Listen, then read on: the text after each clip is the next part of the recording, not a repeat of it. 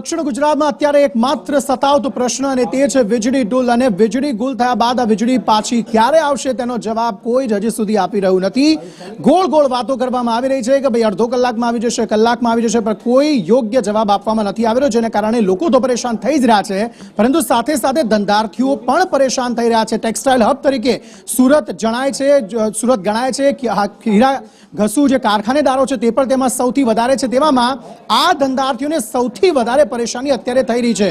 સુરતની વાત હોય, તાપીની વાત હોય, ભરૂચની વાત હોય, રાજપીપળાની વાત હોય, તમામ જગ્યાએ અત્યારે પરેશાની જોવા મળી રહી છે।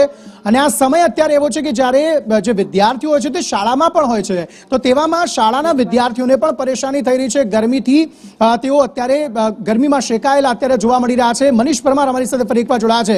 મનીષ, સ્થાનિક લોકોની સાથે સાથે જે ધંધાર્થીઓ છે તેમને પણ મુશ્કેલી પડી રહી છે, એમની જે નુકસાની થઈ તેની ભરપાઈ કોણ કરશે તે સવાલ પણ અત્યારે ઉપસ્થિત થઈ રહ્યો છે।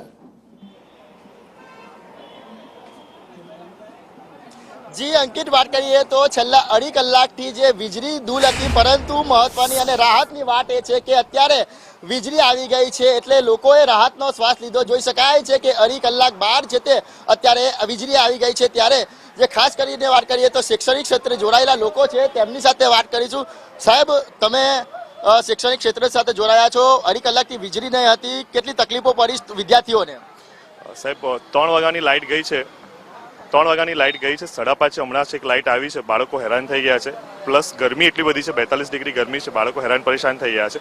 એજ્યુકેશન શિક્ષણ સાથે જોડાયેલા છે, પાવર વગર શકતું નથી, છોકરાઓને બેસી પણ નથી શકતા, એટલી ગરમી છે, હેરાન પરેશાન થઈ ગયા। લગભગ અઢી કલાક પછી લાઇટ આવી છે। જીબીમાં ફોન કરતા યોગ્ય જવાબ મળતા નથી, ફોન ઉપાડતા નથી। વકીલ સાહેબ છે, સાહેબ કેટલી તકલીફો પડી, કારણ કે અઢી કલાકથી વીજળી નહીં હતી? અમારી દરેક ઓફિસો પણ કોમ્પ્યુટરો બધું બંધ થઈ ગયું છે। અમારું ટાઈપનું કામકાજ, આ બધા અસીલો પણ બેસવાની પેલી ગરમીના લીધે બેસી શકતા નથી, અમને ઘણી બધી તકલીફ પડી છે। જોઈ શકાય છે કે તમામ ધંધાર્થીઓ છે તે કહેવાય કે અત્યારે નુકસાની વેઠવાનો વારો આવ્યો છે। ત્યારે કેટલાક વિદ્યાર્થીઓ છે તેમની સાથે જાણવાના પ્રયાસો કરીશું। બેટા, ક્યારની વીજળી ગઈ હતી અને કેટલી તકલીફ પડી? બહુ જ ગરમી લાગતી હતી, અમને લાગ્યું કે અહીંયા આવીને ફ્રેન્ડ્સને મળીએ તો બધા એક સાથે ટાઈમ પાસ કરી લઈશું। બિલકુલ, તો જે રીતના દક્ષિણ ગુજરાતમાં વીજળી દૂલ હતી, પણ રાહતની વાત એ છે કે અત્યારે વીજળી આવી ગઈ છે। અઢી કલાક બાદ વીજળી આવી છે, ત્યારે લોકોએ અત્યારે અંકિત રાહતનો શ્વાસ લીધો છે। જી